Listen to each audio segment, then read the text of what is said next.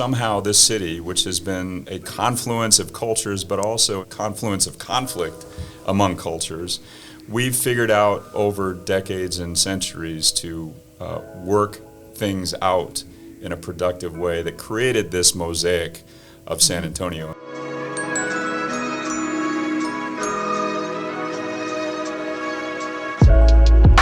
This season, Ripples, Physician Wellbeing will focus on the theme of facets of compassion. Compassion for self, others, and society. The Long School of Medicine Office for Graduate Medical Education utilizes a compassion course to combat feelings of imposter syndrome, guilt, or shame with challenging patient outcomes, as well as teaching mindset adjustments to promote higher self-kindness. For each facet of compassion, we'll provide you with an episode about recognizing when an instance can require grace and the pebble to activate it. We're happy you're with us. Let's create some ripples. Hello and welcome to a very special episode of Ripples, Physician Wellness.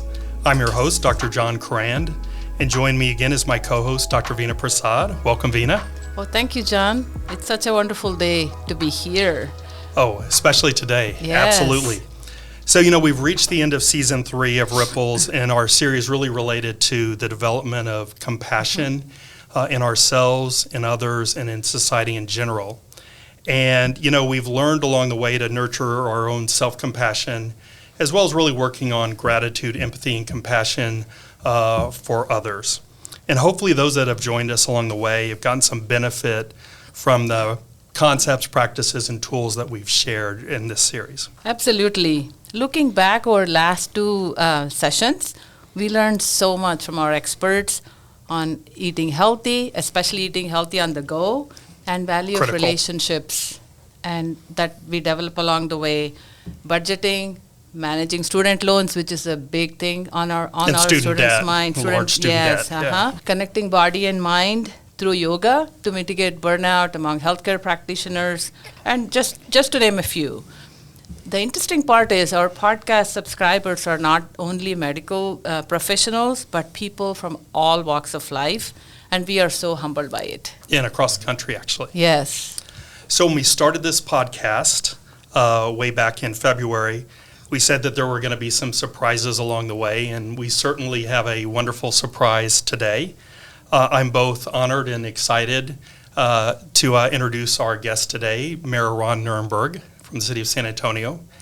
And it's important because Mayor Nirenberg's vision for developing San Antonio as a compassionate city, really in actually providing education for educators across the city, was really the genesis for our compassion program for residents and fellows that we talk about, and also the inspiration for this podcast today. So, Mayor Nirenberg, welcome. Great to be with you, and I'm excited to be here at one of our great partners and institutions in San Antonio, and what a way to kick off the conversation if you're saying that the work and compassion that we began really in earnest in 2017 was an inspiration of this effort. This is very gratifying to hear. We did want to create a movement, and it certainly feels like there is one in our community and elsewhere, but it's gratifying to see how that works at an institution like UT Health. It's really an honor to have you with us. I just had a question about, you already kind of mentioned, what's the impetus behind partnering with the Center for Compassion and for other cities and nationally and internationally to help San Antonio develop into a compassionate city? Well, that's a long story. I'll try to make it short, but one of the first meetings that I remember going to as someone who was, seeking to get involved in public service was way back, more than 10 years ago, in a neighborhood, and there happened to be a convening of peace center advocates, and they were talking about this concept that had just been born across the world called the Charter for Compassion. I got to learn about it at a very early time, and I remember that in this area of town in particular where UT Health is, there's a huge diaspora, a very great diversity of cultures and experiences and backgrounds, and what I remember in representing District 8 on the city council is that I was always getting involved in coalition building and bringing people together and working on common causes in a diverse area.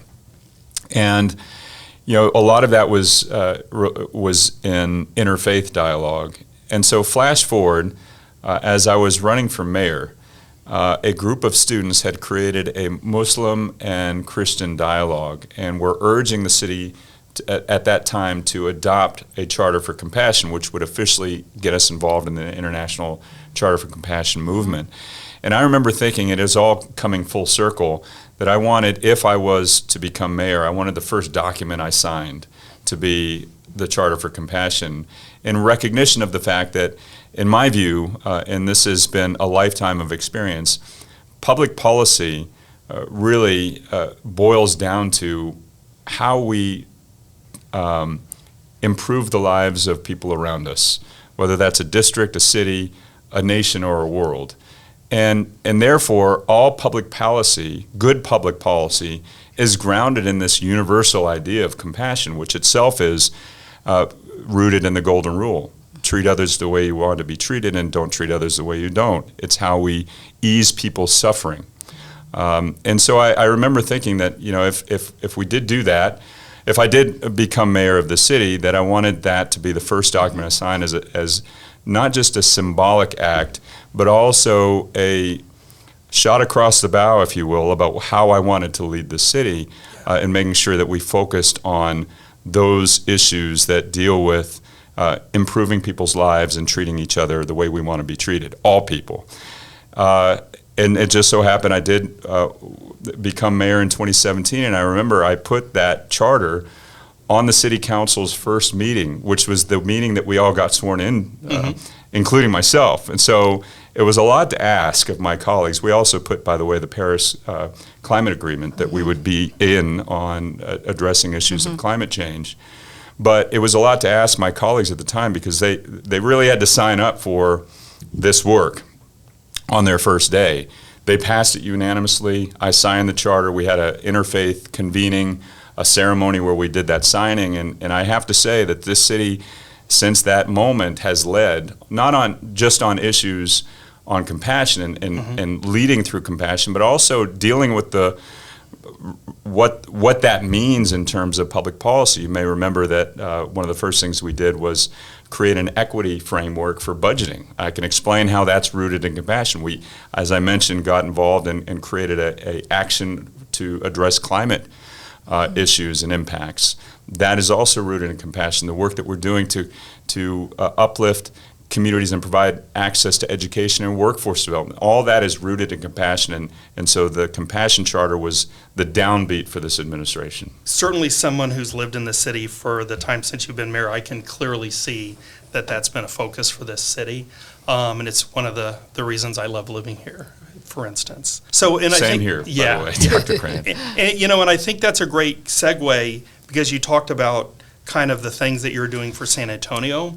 And I wonder, in kind of your thoughts, what are kind of some of the characteristics and traditions in this city that you think really made the compassion message kind of take root? Yeah. Well, I'm so glad you say that, and it's because I also want to make something very clear. The signing of the Charter of Compassion didn't make us a compassionate city. Yes. Part of that resolution that the city council passed and then the signing of the charter was a recognition that we were already a compassionate community. In fact, all peoples around the world have compassion, and it's part of the human DNA. It's what makes us human. But we have to recognize it, number one. We have to uplift it when it happens in the community. And then we also have to practice it and develop it as a skill. It is important for us to do that, which is something we'll talk about in a minute. But compassion and examples of compassion have been ever present in this city.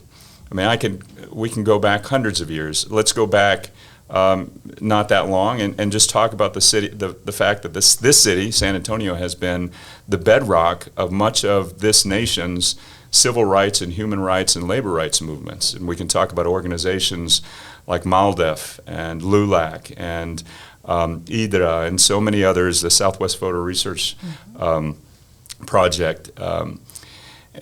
So there's so many different organizations and figures, Emma Tenayuka, the fact that Cesar Chavez made San Antonio a part of his movement. To today, we have the largest Martin Luther King Jr. march in the country. We have the largest Cesar Chavez march in the country. We have the largest city-sponsored Diwali festival in the country. Right. So this has always been present in our community. But I also would say that so compassion is an action. It's separate from empathy, Right. Which is the ability to put yourself in someone else's shoes. Compassion is not empathy. Compassion is action, taking proactive steps to address someone's suffering, maybe your own. But we have examples of that, and the best example I can give in the public policy arena is from my mentor, Phil Hardberger. And you remember what happened in the early days of the aftermath of Hurricane Katrina. 30,000 evacuees come to San Antonio, and the reason why they came to San Antonio is that as the Gulf Coast region was figuring out how are we going to pay for all these people that have to leave the immediate impact zone, and communities were saying they can't come here, but we don't have a place to stay. Mayor Hardberger went on TV and said, "Come here, we will figure it out." And so they did, and people stayed. Some for quite a long time. Some people are still residents of San Antonio, but it was a great example of us as a community stepping up and helping people in need in the public policy platform that Mayor Hardberger had. Made that a clear statement about the kind of city we wanted to be. I love that. I'll tell you that when I interview college students coming into medical school and medical students wanting to become residents, a classic question is, well, what is it about San Antonio that you love and want to live here? Why did you want to train here? Why did you want to live here? And that's number one, that this is a compassionate city, that it's racially harmonious, that it is we're all in this together, we're all San Antonians, and I just love that aspect of this city. Yeah, and it's not without conflict. We have to work through conflict. I think that not all times in San Antonio have been harmonious, but somehow this city, which has been a confluence of cultures, but also in many ways a confluence of conflict among cultures, we've figured out over decades and centuries to work things out in a productive way that created this mosaic of San Antonio. I mean, it is an extraordinarily diverse community. We have such a complex history. And even the conversations that we're having today about how do we recognize our history and honor it in an appropriate way confront some of those difficult moments in our history. And I think that's also an example of compassion. Absolutely. So well said. And I'm so honored that I live here and for 43 years. And Diwali, like you said, is one of the biggest festivals. Yes. They do say, wow, Diwali here in San Antonio. Yes. Well, and credit also to, again, Mayor Hardberger. It was under his administration that began. But so, and maybe in some ways, and I'm just thinking this now, that there are leaders who choose to make that sort of the ground that they stand on. Mayor Hardberger, whether he articulated it that way or not, did. And I certainly wanted to do the same. Yes. So beautifully said. You talked a lot about your background here, what really as a mayor about compassion. But while growing up, did you have any role models or did you have a story that made you think like benefits of compassion and the way you're approaching life, your way you're approaching politics, the way you're approaching as a mayor? Yeah. Growing up, I was aware progressively of my own background, and one of the aspects that has been part of my story has been that I'm a child of immigrants from all over the world. I have teased that I don't have I can go in any room in this city and feel comfortable because there's probably somebody I'm related to in some way. My mother's family are Southeast Asian immigrants who came from Malaysia by way of Philippines and India.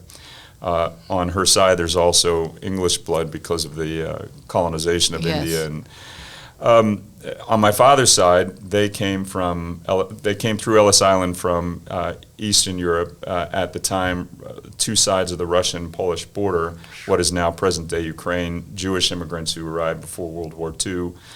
So, I have an ancestry that is multicultural, that's also interfaith. Mm-hmm. And one of the things I remember growing up is the joy of celebrating all traditions. Yes. And it's something I really learned when I went to college and went to Trinity, and there was such an interfaith environment there where they embraced.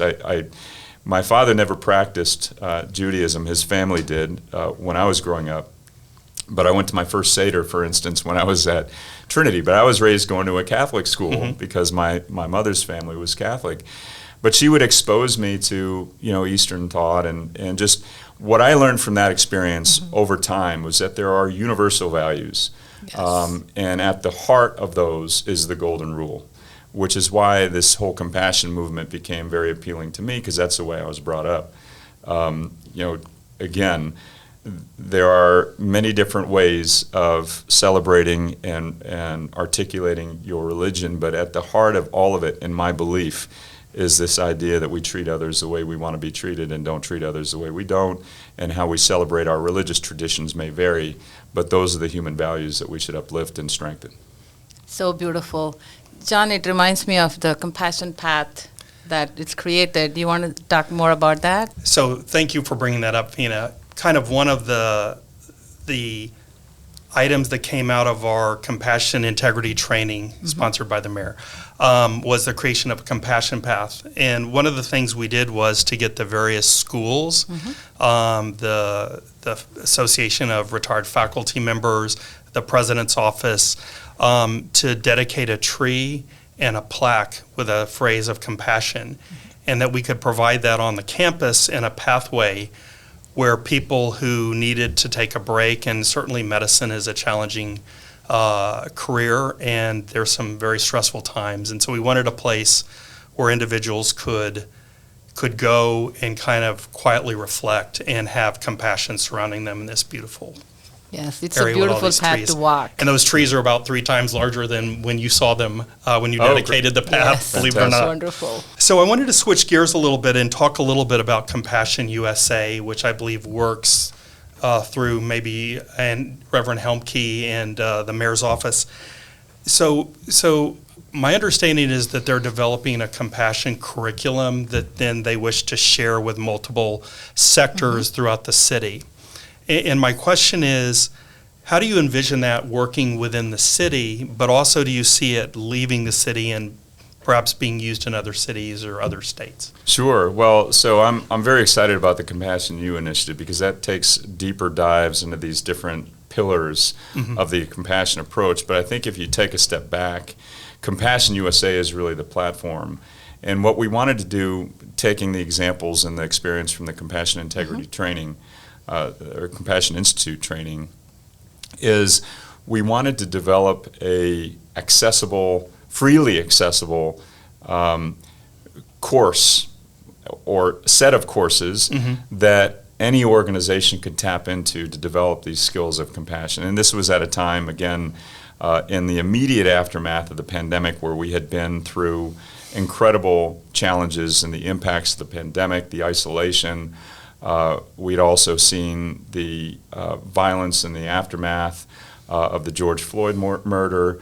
We had been going through a number of different challenging experiences as global citizens, and we wanted an antidote to that. And the remedy was, again, standing back on compassion. And so we developed a curriculum that has 6 courses: self-compassion, we have, gratitude. We have compassion as it relates to the society and collective trauma. So there's a number of different things. And individuals or organizations can take it and actually get certified through Coursera with a partnership with Coursera. And the idea is that this is a gift from San Antonio to the world. And we've had cities all across the country sign up to be partners with this. We've got cities in other parts of the world, organizations in other parts of the world sign up. So the idea is, and Reverend M. Helmke explains this best, there are sociological studies that talk about what creates culture, or when does a cultural shift occur in a society. And depending on the study, and I'm going to paraphrase here, but 3% to 10% of a group, of a community, if they change behaviors, then a cultural tipping point occurs. And so we've seen that in negative ways. We've seen that within our political systems, and in the aftermath of these mass shootings, we said we needed an antidote, and maybe we can try to push in the other direction.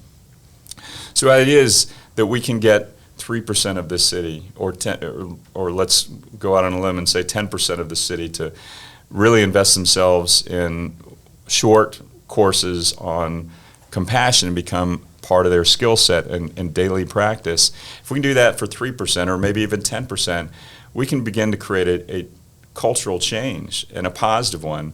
And if we can do that for the city, there's no sense why other cities can't do it, why we can't do it in this country, why we can't do it in this world. So the idea is that we can really change the world through focusing on compassion.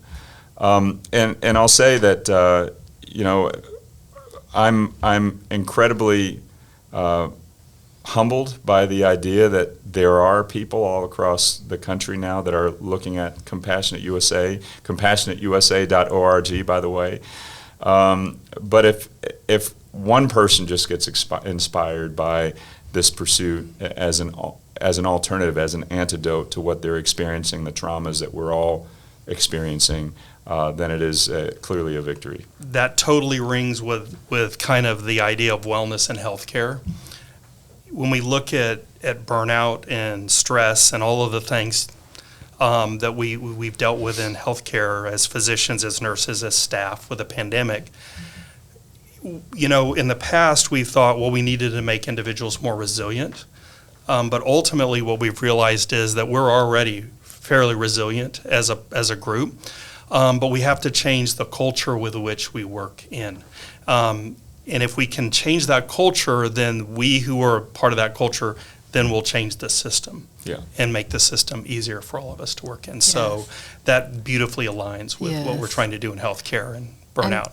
Yes, absolutely. And it's I'm very excited. Also, I feel that a small share of this, that through podcast, even 3%, if people here listen, they would think about, how can I improve myself, or how can I improve my neighbor's life, or however. Yeah, it is so important. Well, I will tell you, the light bulb went off for me before, and Ann and I got together and said we need to do something big that captured the momentum from the CIT and brought this a little bit wider, was when we had a small convening of mayors, and we were with the Surgeon General, Dr. Vivek Murthy, and he was asking us to go through a series of exercises where we were just being honest about what we've experienced, what our communities have experienced, but also what we have experienced as leaders of our communities during these very traumatic times, and what we recognized amongst ourselves as mayors, that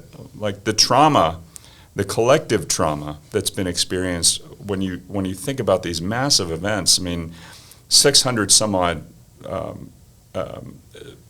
events of gun violence, mass gun violence in our communities in a single year. The